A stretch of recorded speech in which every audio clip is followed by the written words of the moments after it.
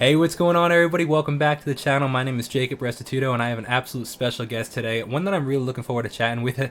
Today we have Kyle Kogan here on the channel. He has had his hands in so many different things, from directing to editing to visual effects. So many different things with so many different artists in the music industry. I'm really looking forward to having this chat, man. Kyle, thank you so much for taking the time. Thank you for having me. This is awesome. Yeah, it's gonna be a cool chat. You have quite the list of things that you've worked on. So I'm really looking forward to hearing, picking your brain a little, and just hearing some of your experience. Absolutely. Yeah. Thanks for having me on. This should be cool. Yeah. So for people that aren't super familiar with you personally, I think that most people are familiar with your work. I was doing a little research on the stuff you worked on. It's like I don't think there's anything that you've worked with so many major artists and stuff that people are bound to have seen something. Which is a cool honor on your part. It's wild. But for if they don't know you personally, can you give a little bit of backstory on who you are and what you do? Sure. Yeah. I'm a director and producer here in LA. The way I kind of, or sorry about that. Yeah. I'm a director and producer here in LA. I run a production company called Simeone LA. I started that about 10 years ago almost already, which is crazy. Um, My background is in animation, more specifically like motion graphics, like for broadcast and things like that. Uh, yeah, so I essentially started as an animator. I worked for the NFL coming out of school, Wow, cool. um, and then did that for about 5 years. While I was doing that, I was building Simeon to do more production-based projects, things like that. And yeah, from there, kind of transitioned from a post production company. Simeon was largely a post production company, and has over the years transitioned to a full production company. We still do post, obviously, because of my background and the visual effects side of things. But I would say our main push right now is production. So, Cool. I love the name. Where did the name come from, Simeon? um, well, it was we were just getting out of college, and I was like 20. Sorry, let me turn this off. Yeah, you good. Uh, it, I was just about to graduate college. I think I was in like halfway through my senior year or something like that. And Planet of the Apes was was a big movie. And and yeah, it was long story short, it was one of those things where I was watching that movie. I was trying to figure out where my life was gonna go. Uh, I knew I had this internship at NFL Films in Philadelphia, but I was like, what if they don't hire me? Like, what's next? Like Yeah. how do I come out of school with something? So I was like, all right, if they don't hire me, I'm gonna build something for me and all my friends Wow. uh, in college to do something. And it's that line from Planet of the Apes, like apes alone weak, apes together strong, kind of a thing. And I was like, well, um, you know, with all of our reels and all the products that we've done in school and our outside freelance work, like together, we're actually like a pretty solid group of people. And our age at the time didn't help us get the jobs that we wanted. But I thought if we branded ourselves in a certain way and presented ourselves as something maybe bigger than what we were, that would get some attention. Because we all worked really hard throughout college, and it wasn't just on the college projects, but a lot of freelance stuff, things like that. Um, and it kind of took off right away. I remember it's probably within like 4 or 5 months we had like a meeting to do like animation for this like ESPN special, and then when we went to the coffee shop, I'll never forget the producers we were meeting with, like, it's just you two guys, like you like kids. And I was like, yeah, like they're like, okay. Because we I don't want to say, like, don't lie about your age or anything like that. We never would if they asked us, but we never were like, hey, we're brand new. It was just like, hey, look at our stuff. Is our stuff good enough? Like, Well, that's um, exactly it. yeah. Let the work speak for itself. And if you have the opportunity to get your work out there before they meet you as an 18-year-old, 19-year-old kid, you let the work speak for itself. Absolutely. It's almost like the mentality of, I've heard musicians be like, they create like a fake email, like a management email, and they have their manager email people, even though it's really just them email from a different name. Sometimes you need that separation, from artist to business entrepreneur. And I definitely can relate to that. I can see how that could be helpful there for sure. That's wild, man. That's really cool. So now you have a whole team. So I'm curious, actually. This is kind of a segue, but I'm curious now for my own knowledge. When you post what you do on Instagram, I was looking through your whole Instagram stuff. You list all the people you work with which I think is really cool. You know, everything from the gaffers to the electric. You list everybody. I think that's really cool. Giving credit where credit is due. Are they all under Simeone, or are those all freelancer sub work? Yeah, no. So those are all freelancers, contractors that we essentially expand and contract based on the job. I mean, there will be some shoots where we'll have 100 people on set, and there'll be some where we have six. You know, and Yeah. it's like whatever it takes to get the job done. But yeah, no, it's pretty cool. It's like we started doing that as far as on Instagram as like the full credits because it just felt weird to me. You know, like as a director and producer that like 5 people get credits, and like the labels would only ask for like the director and the producer, and I would just send them everything. I'd be like, oh, Oh fuck wow, that, you know. cool, So, man, cool. and I'm not saying we started it, but I do think we were one of the first to really take the time to do that, and I think it's as far as in the music video industry, it's kind of common practice now, and I think it's really great to see that's caught on.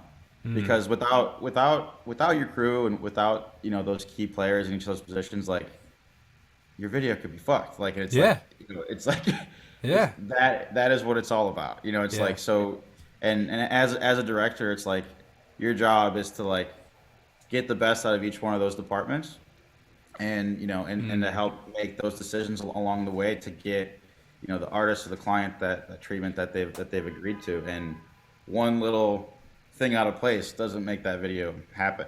So Yeah, so giving everyone credit there is like that everybody's work yeah. is put into that final product, and everybody should be tagged. And we even do a thing on our paperwork. It's like when for checks and things like that, we also ask for like Instagram handles because like it can be such a task trying to find everybody.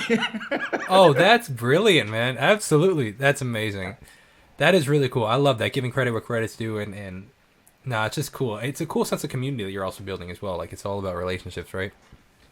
So 100%. so how in the world do you transition from working with the NFL to then now working with these major labels and major artists? Yeah, it seems like a big jump, Yeah. but it's really not. Once I kind of explain it. So basically, with NFL films, I was a motion graphics animator for broadcast. Do things like commercials, show intros. We would do stadium graphics for the Steelers and the Giants, to name a few.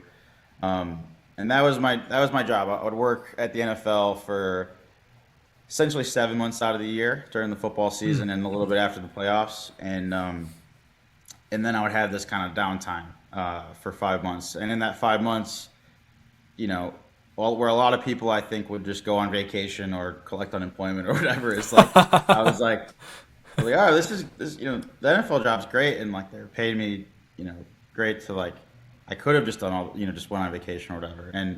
But my thought was like, just got to keep it moving, got to keep Yeah. evolving, and teamed up with some people I went to high school with that were like in a Warped Tour band called the Frantic, and would just start making music videos in my downtime. And those music videos, and sorry, what basically happened was in 2012 or 2013. Do you remember the Harlem Shake? Yeah, yeah, absolutely. So that phenomenon, like I think, changed everything for me and Simeon in the weirdest way possible. I had nothing to do with it, Okay. but but this is what it did to the industry. Is that song? I don't know all the specifics behind it, but however whenever that song happened and it was on YouTube and hundreds of millions of plays, it was the biggest song in the world, but it wasn't charting, right? And what they did, at least at that time, is they started taking in video streams, and I think what they had is I think they had like up to three streams were allowed to how a song charts, or however that was, right?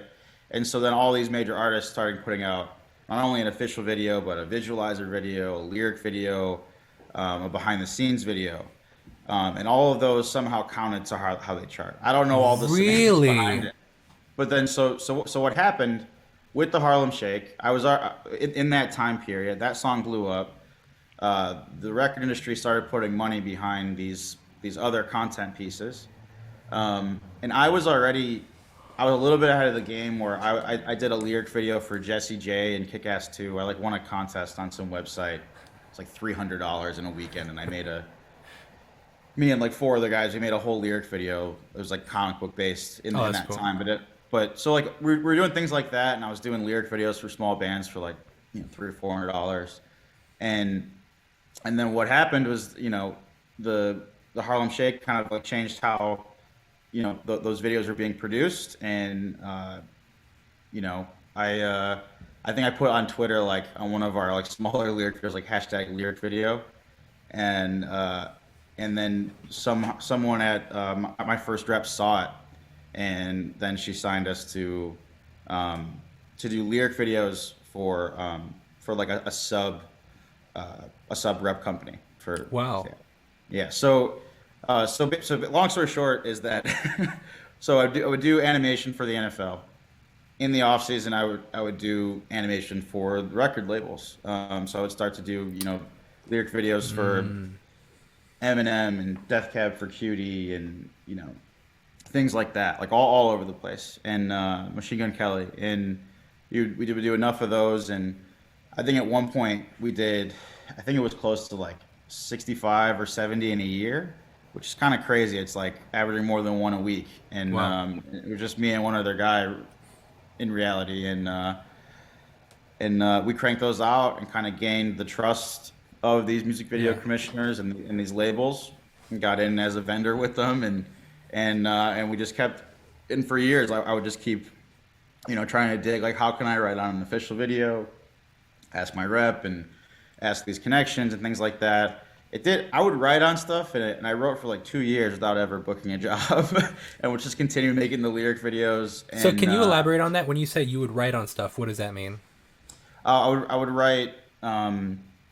They would send out a brief for a music video, this much money, they want it by this date. Here's the song, and it's very much how the process works now too. But at that time, I really wasn't an established production person or a director or anything like that. So in that meantime, I was just taking anything I could get and shooting videos with, my friends, the same band,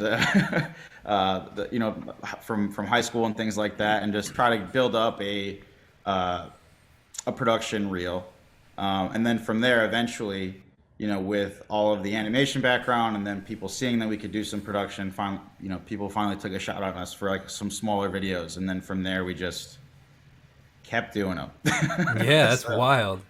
Yeah. So back to that writing question though. So they send out a brief with the budget, the song, and then does a director come up with the concept? Like you write for the concept? Is that what you mean for that, or?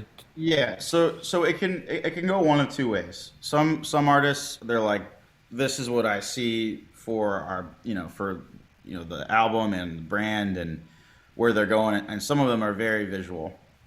Others are not, right? So it's like it's one or the other. And sometimes the briefs will be like literally I got one yesterday where like it was just like the most giant PDF of everything they wanted to see, and you kind of need to sort your way through that chaos. Like, what do they really want there? And then others are just like, I don't know, something vibey and this and that, and you're like, okay, so, and it's gone both ways too. Is like, I definitely wrote for artists where, or worked with artists where they're like, this is the idea, like 100%, like to a T, and you just execute their vision.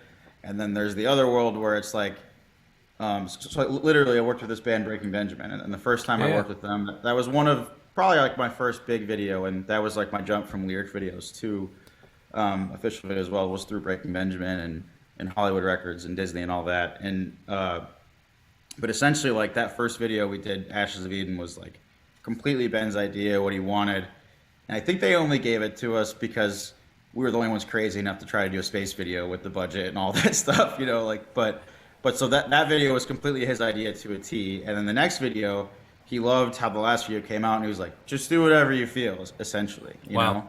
Obviously, we got the concept approved by him. Yeah, But sure. so my working relationship with Ben from Breaking Benjamin, it was kind of, and we did, I don't know, it's like maybe 9 videos. I don't know at Wow. this point, but it was kind of like we'd go back and forth. We would do his idea, then I would write and do one, and we'd go back, and it was really fun, honestly. And that's kind of how it works. And I think I think the best is when there's kind of a half idea Yeah, from the sure. artist, and then you like kind of fill in the gaps. Those are kind of my favorite. Like, it's rough when they're like, "This is it to a T." Not necessarily with Ben or anything like that, but it can be Artists, rough where yeah, like yeah. where the artist like, "This is what I want to see," and maybe they don't understand completely, how much it's going to cost budget wise or what goes into making those things happen. Yeah, I think it's the best when they just have like a loose idea what they want, and we have a conversation. Yeah. Those are always the best videos for me. So I'm super curious about this. Like now, even a little farther in your career where you are now, you're working with some of these major artists. Like you did the LG Life's Good with Charlie Puth. You worked with, like you mentioned, Machine Gun Kelly and Faouzia and John Legend. You've done stuff with the Kelly Clarkson Show. All these things, like which are pretty huge productions. Not necessarily speaking one of them specifically, but like, what does the typical budget look like? Like, how much are these artists and labels spending? It's all over the place, Are we and talking like 25 grand? Are we talking like 25, like 500 grand? Like, can you give like a general? Because I'm super curious. I mean, that's where the music video industry is crazy. Is like we'll literally do a $10,000 video and go all the way up to like 1 million sometimes. It's Really, like, artists will spend and $1 million on a video. it's very rare, Okay, very rare. Obviously, I think it was more popular back in the day, but really? the budgets are in that range. I know that's crazy. It's literally just like adding zeros onto the, Wait, but you but think that they were more crazy back in the day? oh, 100%. There was less videos being made, essentially commercials for the record sale, to Wow, sell records. And now interesting. I would say there's more videos being made, more videos being watched than ever before. But I think it's a different world than what it was back in the MTV days or even 10 years ago, That is so and fascinating.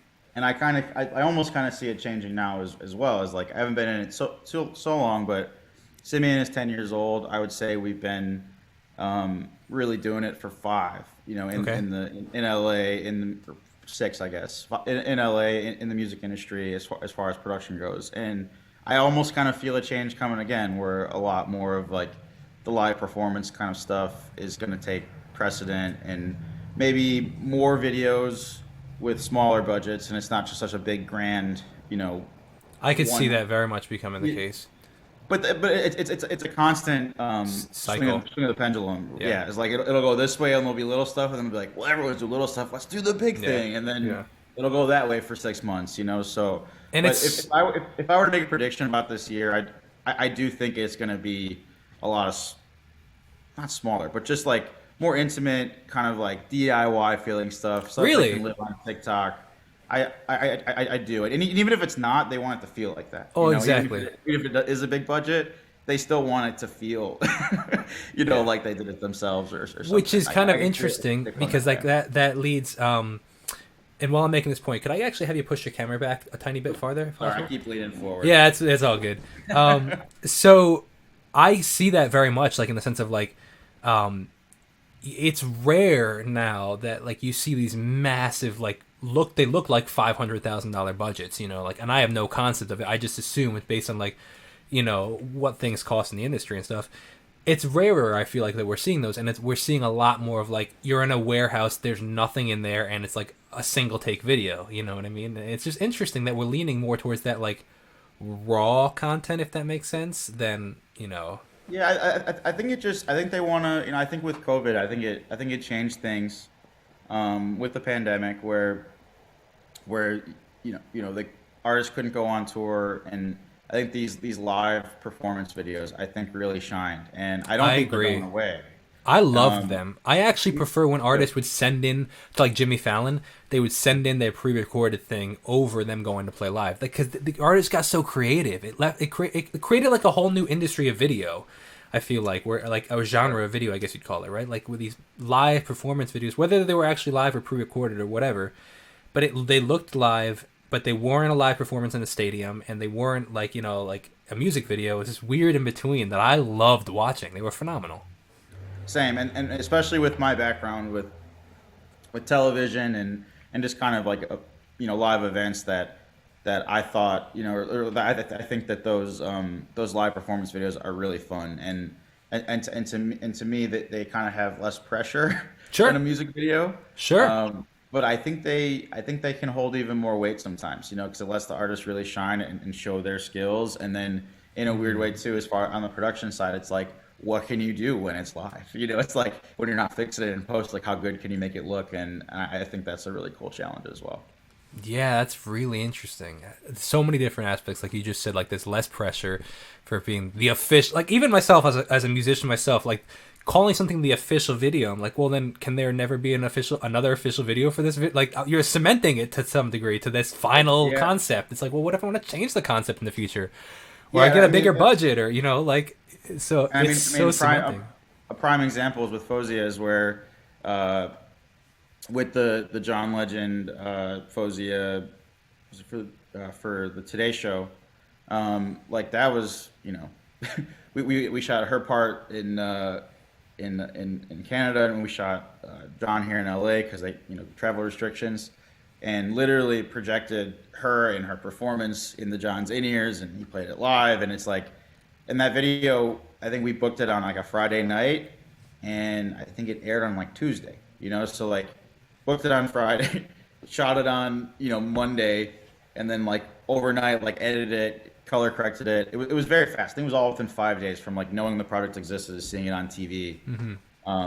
Was a wild experience. And then for something like Puppet, you know, Fozzia's had this idea forever, and heard about it, a while back, and like almost like a year ago, and even from when we signed on to do the project, and it took a long time to get the idea right, to make sure everything was, we were all on the same page, and then once it was shot, there was so much post, to kind of bring that world to life. So it's like, just with Fozzy alone, just the one single artist, like those two experiences were night and day. Sure. As far as like the production side of things.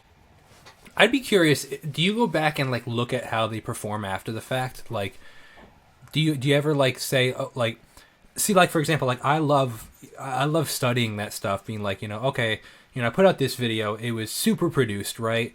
But it didn't do as well, or it did do really well, or and then I put out this video where it was literally just like 4 takes on the guitar splicing together, and it did really well, or it didn't. And I'm like, I'm always trying to dissect the viewer, right? Like what they like, why they liked it. So I'm curious if you go back and like say, oh, this performed really well. I wonder what aspect of it did people connect with, or is it just something you kind of do a project and you're like on to the next? It's kind of on to the next, to be Sure. real, and it's one of those things where, at this point, it's like I don't even look at the views until probably like a year later. I think there's like that, like immediate, like, oh, how's the video doing? And you'll check in on it like every morning, and oh, it's doing good. And then you're like, you dip away, or Yeah, like, sure. just to see those first reactions and like the live chats and stuff is always fun. But I don't get too caught up in that, and I don't think you should, because if people don't like it, like, or something, like, you don't want it to get into your head, or if they love it, like, don't let it get to your head either. It's Exactly. like, just Sure. keep doing what you're doing, like, Sure. and it's all about making the artist and the client happy at the end of the day. These music videos are essentially, not only a commercial for them, but a piece of art representing where they are in their career right now. So it's like, at the end of the day, that's almost more important than view count. And Absolutely. I'm sure views matter to the label, but they don't matter to someone like, who's Sure. like a hired gun. Yeah. Well, I was just curious because like my follow up question to that was like, I wonder if do you see any style video that ends up being better received, and you kind of touched on that with these live performances a little bit. I'm curious, like, have you noticed that these like more intimate stuff are being better received now than these massive, $600,000 budgets, or is it just completely, you know, I mean, when the budgets are that big, and few and far between, there is like people. I think people can feel it and they can see it and they oh react sure, to it, right? But I think my job as a producer and director is like to blur the lines so that people can't tell, cool, or if they think this video is bigger when maybe it really wasn't. sure, And like absolutely, that's what I take some satisfaction from. yeah, And then as far as asking, like, as far as response from from their fan base, what videos do better, like, maybe I'm biased here, but I'm a big narrative guy. I love intertwining a story into a video, even if it's in 3 minutes, right? Um, and I think that was cool about with Puppet is like there was so much detail from Faouzia that she wanted in the video, and I think the fans all pick up on it, you know. Sure. And I didn't think I was going to talk about Breaking Benjamin so much today, but like we did like five video or 6 videos that all told one through story where it kept evolving, Wow. kept building on each other. And all the comments like, "Oh, go back and watch this one," and Oh, that's like, "Oh, wild, that this actually. reference from there." So it's like, so that to me is super fun. It's like I'm a big fan of Marvel movies and things like that, Yeah, that's really and interesting.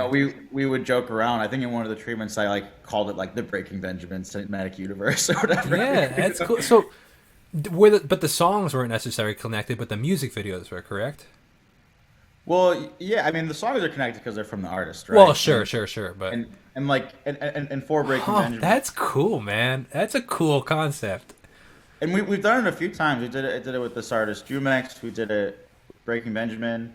I pitched it a lot. I think it's super fun to do that, and it's not super easy to pull off because one, you need the Sure. trust of the artist throughout, and I think it really works with Breaking Benjamin because that was a band that I listened to when I was a young kid, right? Yeah.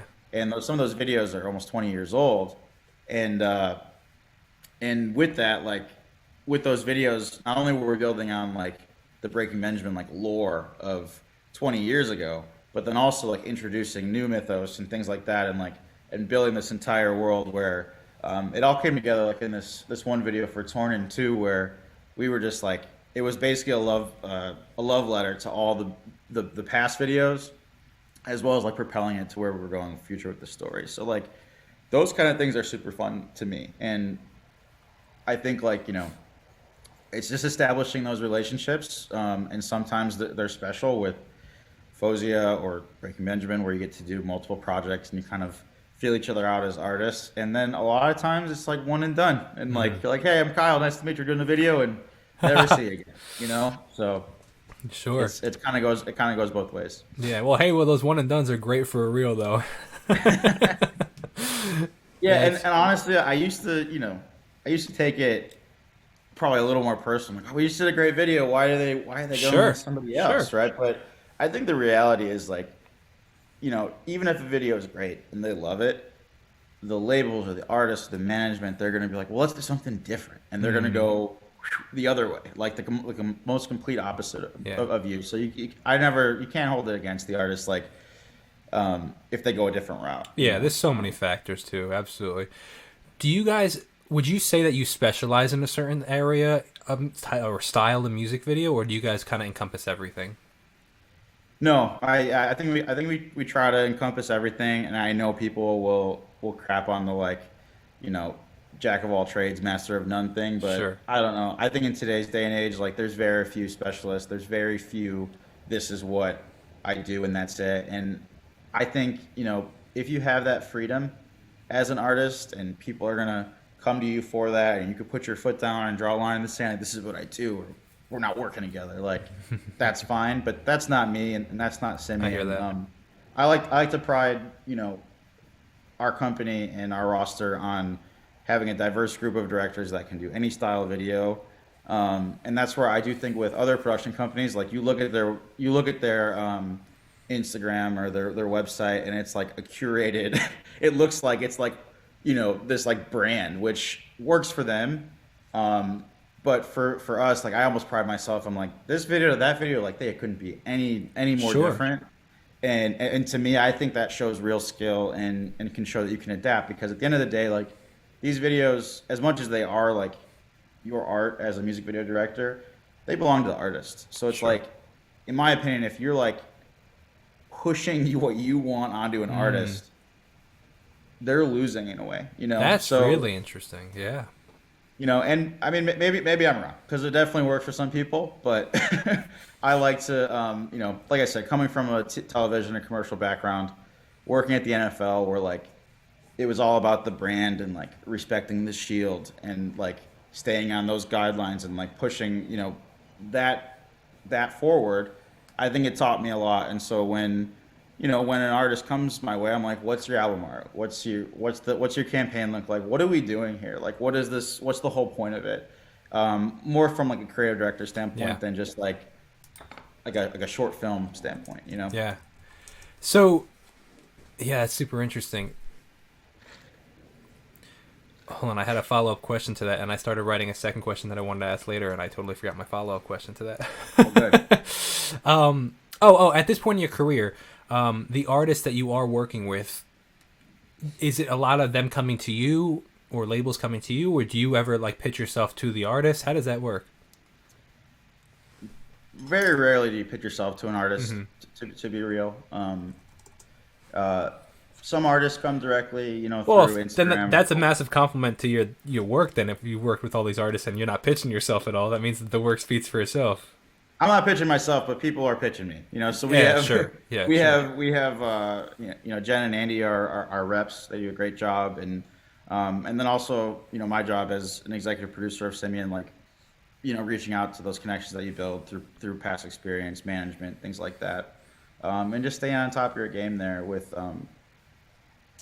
just knowing what's coming out, what's going around, Mm, and what those needs might be. But um, yeah, there's definitely people selling us and our directors. I mean, it hmm. wouldn't happen any other way. But there is a little bit of word of mouth for Sure. sure. Like they'll see a video, but I don't think you can rely on just any one source ever. Sure, Gotta absolutely. gotta keep it moving.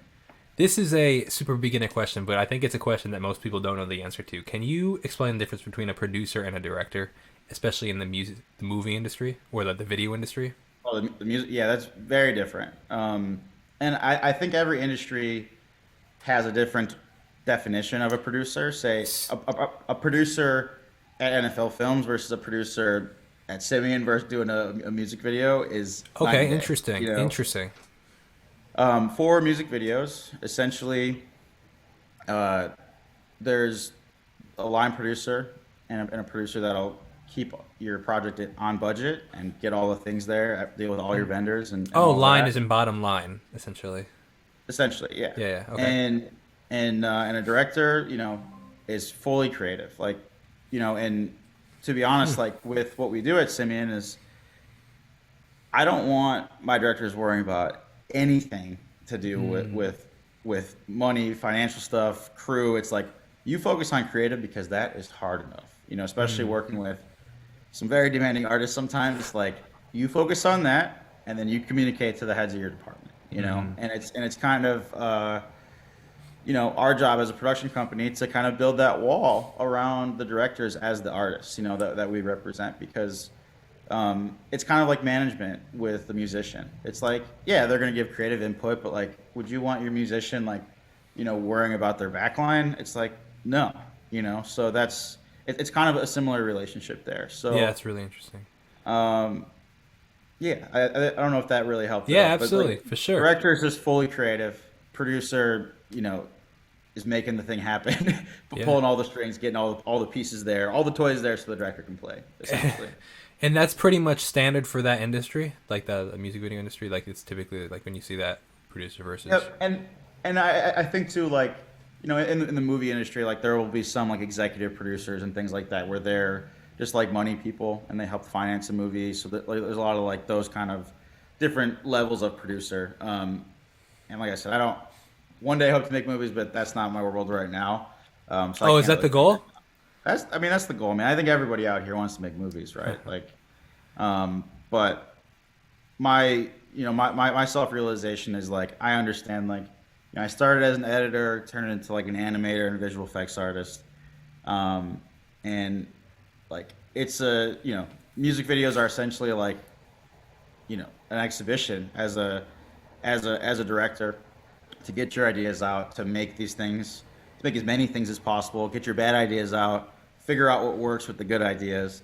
And for me, it's like if I make a movie when I'm 40 or 50 or whatever that is, like because you may only get one shot, so you better be ready for it, when that time Mm, comes.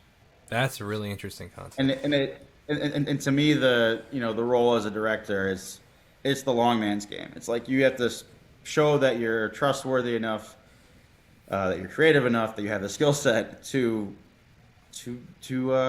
handle this budget and to get the story across and things like that, and that you have the credibility to make that project happen. And I don't think that happens overnight.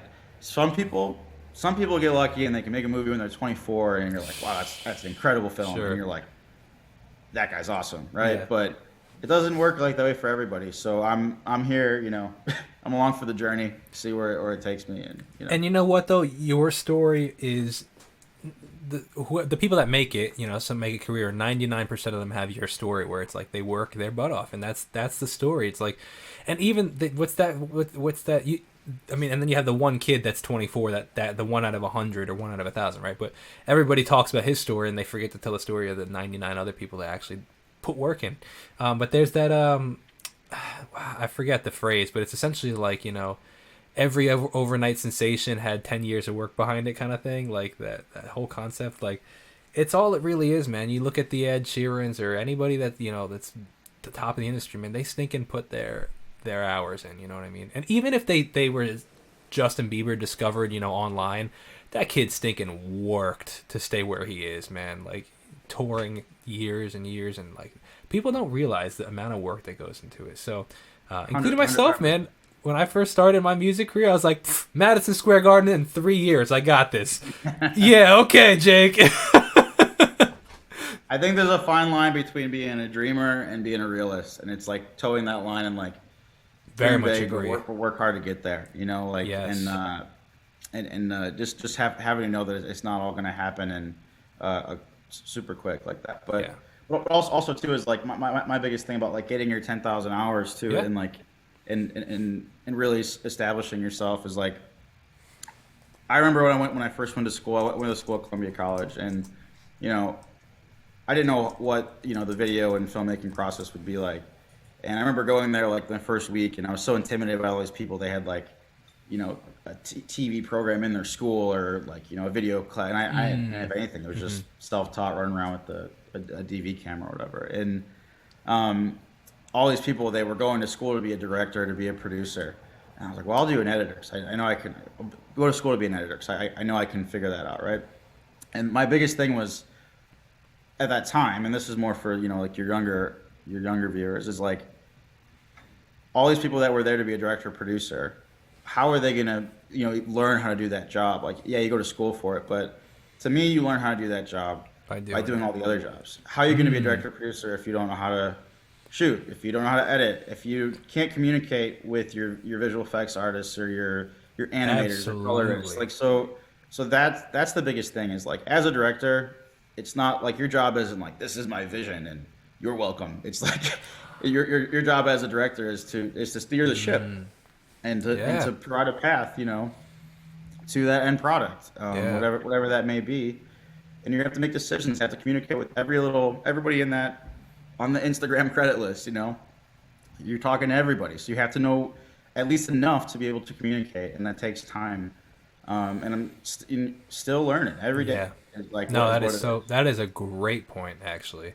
I think that's missed on a lot of people. We all want to be that number one guy, but typically the reason that person's the number one is because he did all the 15 other jobs to figure out, and he's good at all. That's a great point, actually.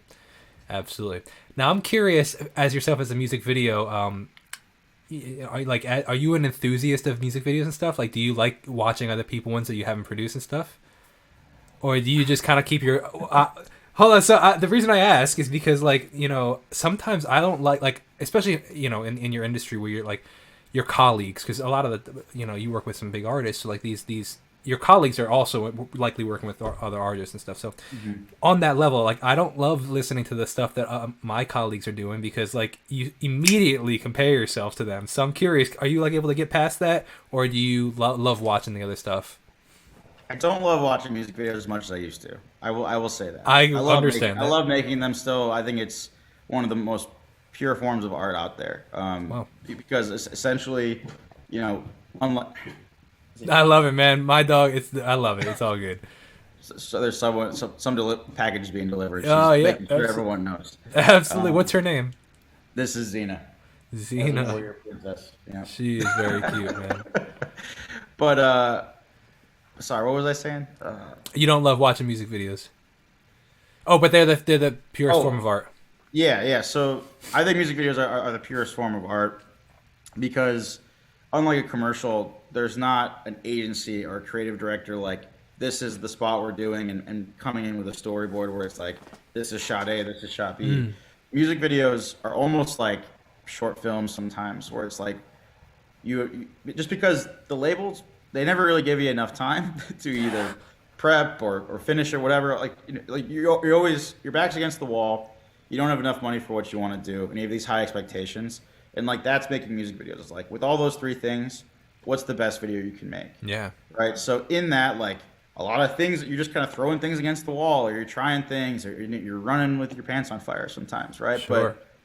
But to me, that's where like true creativity, like comes out of a director and out of the full team. Is problem solving.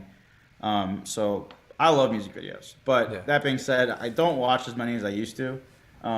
When we were first getting started, like Vivo was like a thing on the Apple TV, and I would just have that on nonstop. Or as a kid, I would watch, MTV making the video, whatever that show was, and see guys like Joseph Kahn like doing a Blink-182 video. Yeah, like yeah. So I do enjoy them, and I do watch, people that I work with video, and because you want to stay in touch and sure congratulate them on their success, but I definitely don't love music videos or even music as much as I used to, But I think it's a give and take. Is like sure. I think there's like a toll to pay when you're working with your passion. Yeah, absolutely. Right? When I was at the NFL, like football was my life growing up. When I was there, like I probably checked out of the NFL like from actually watching the games. Of course, I still stayed in touch with it, but like if you were to ask me any stat, over the past 30 years, there's this weird like 5-year gray area where like I don't know what happened when I was working there, like because I just didn't care as much. I wasn't a fan, and I think working at the NFL like drove my passion for the music video industry, right? And now that like I'm in the music video industry, like my love for the NFL is back. So it's like I think following your passions, like when it becomes work, like it doesn't. Like you don't immediately like hate it or anything like that. No, I very much understand. There's a price to pay. Everything becomes work, no matter how cool of a job. And you're in the middle of it, so you see all the things that you would just appreciate from the outside. Now you're like in the nitty gritty, be like, oh wow, this is what it looks like on the inside of this, huh? Yeah, and I used to be really bad where like because you're constantly writing treatments like, as a music video director, like it's almost like a batting average. Like you're gonna strike out way more than you win. Right? What is a treatment? Just where the artist will come to you with a brief of like the budget and what they want. They're not only coming to you, right? So they'll come to say it's 5 directors, say it's 10 directors, say it's 100 directors, right? And that's where it's really competitive. And that's where I was saying earlier where I wrote for years without ever winning. I see what you mean. Okay, I see. Yeah. Yeah, yeah, so it's almost like a batting average of just I forget what I was saying now. What were we talking about? It's all good, man.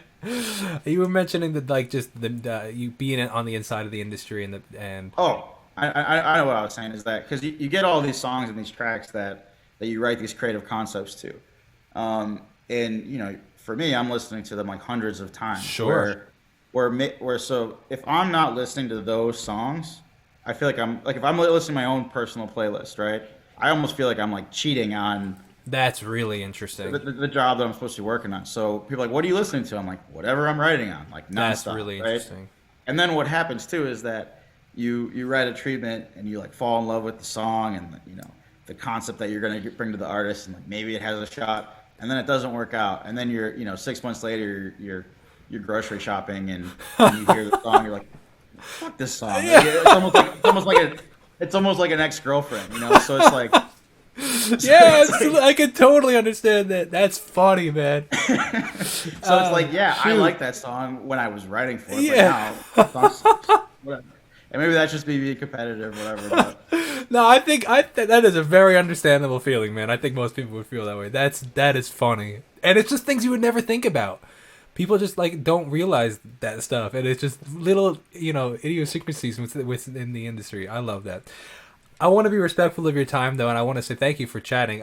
I want to ask you if there was one video that you wish that you could have worked on not in like a, oh, I missed opportunity, but like something that you appreciate. Be like, man, I would have loved to have been a part on that team. Or actually, even expanding that, is there an artist or a couple artists that you would love to work with and do their videos, do a video with them? Let's rephrase into that question. Is there an artist that you would love to work with? Like a dream artist that you'd be like, oh, I would love to make their video. I mean, I grew up being an Alkaline Trio fan, post punk or a pop punk band out of Chicago.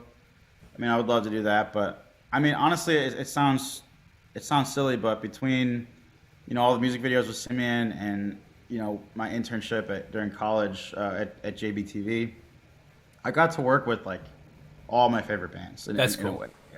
In some way, shape, or form. So, very lucky in that sense. And if you had told me 10 years ago that you work with all these artists, like, this is amazing, right? So I don't really have one at the top of the list. That makes sense. Obviously, with Taylor Swift or some of that caliber comes all kinds of things to play with and to make those things. So it's like obviously there's those top tier artists, but to me, it's not so much about the individual artist or even the song. It's like it's more so if there's a fan base there, it's servicing that fan base. Sure.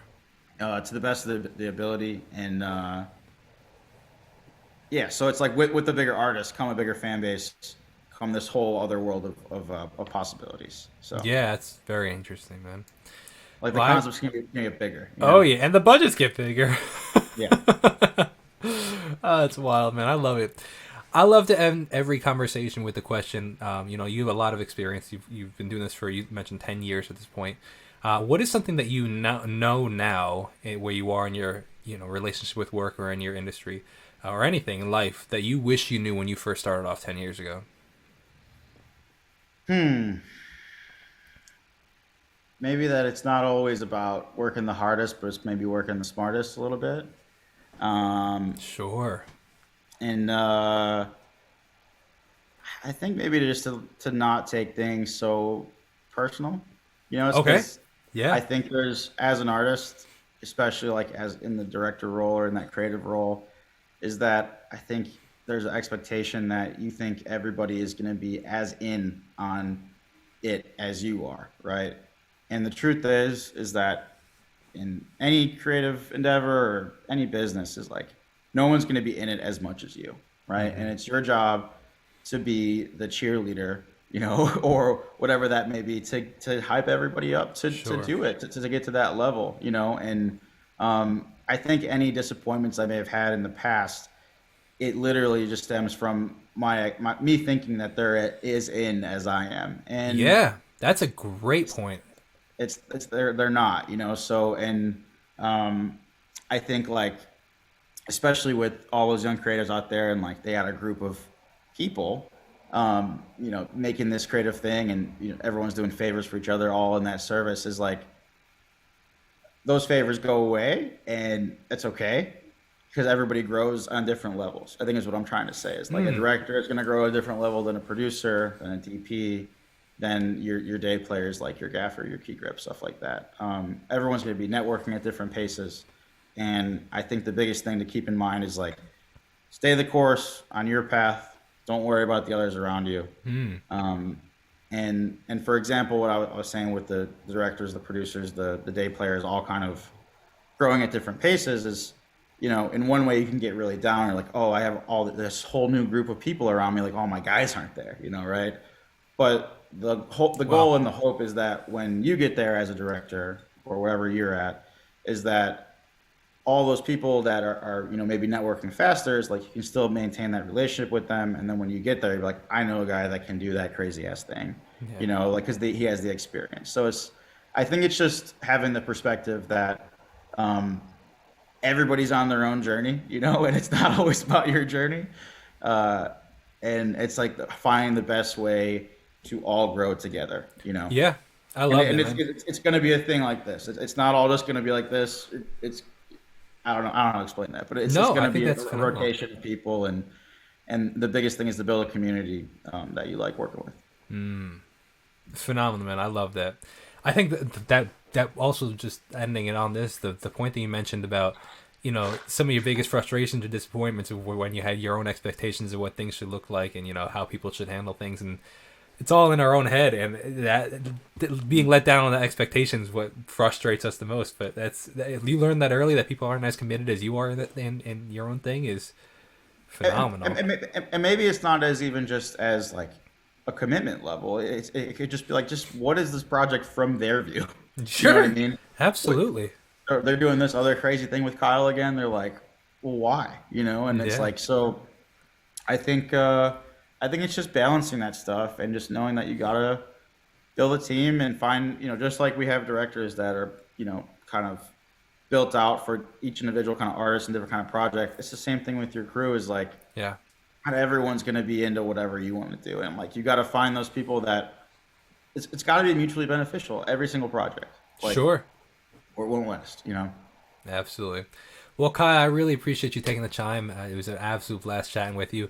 I'll have your Instagram information in the description of this video as well, so people can go check out all the things you are up to, which is a lot of things. You are a busy guy, so I really appreciate you taking the time, man. Thank you so much. And if you could hang out for 10 more seconds, I just want to say thank you to everybody that watched this video. You guys made it to the end of the video. You guys rock. Appreciate you all. Best way to support the channel is by checking out my own original music. I'll see you guys in the next video. Again, thank you, Kyle. Have a great rest of your day. God bless and peace out.